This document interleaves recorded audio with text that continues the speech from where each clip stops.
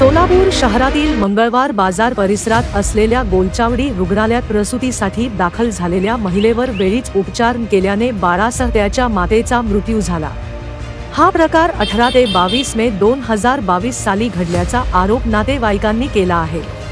3 वर्षांनंतर 9 जुलै रोजी हारून नजीर बागवान वय 23 राहणार मित्र नगर शेगी यांच्या तक्रारीनुसार गोलचावडी दवाखान्यातील महिला डॉक्टर सुनीता देगावकर यांच्या विरुद्ध जोडभावी पोलीस ठाण्यात गुन्हा नोंदला आहे।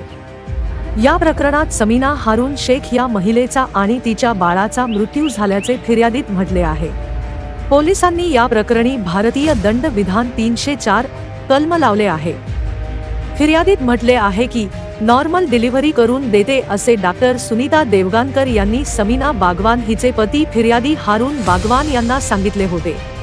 त्यामुळे समीना यांना डिलिव्हरीकरिता मंगळवार बाजार येथील गोलचावडी रुग्णालयात 18 मे 2012 रोजी 9:30च्या सुमारास हारून यांनी दाखल केले होते। या दिवसभरात डॉक्टरांनी समीनावर काही उपचार केले नाही, त्यामुळे समीनाची प्रकृती चिंताजनक झाली। त्यानंतर रात्रीच्या सुमारास महिला डॉक्टरांनी समीनाला सिव्हिल हॉस्पिटल येथे उपचाराकरिता घेऊन जाण्याबद्दल सांगितले। डॉक्टरांकडून उपचाराच्या विलंबामुळे समीना व बाळाचा 19 मे 2022 रोजी रात्री मृत्यू झाला। या दोघांच्या मृत्यूस डॉक्टर देगावकर या कारणीभूत असल्याचे फिर्यादीत म्हटले आहे। अधिक तपास महिला पोलीस निरीक्षक शेख यांनी करीत आहे। ब्युरो रिपोर्ट जम न्यूज इंडिया।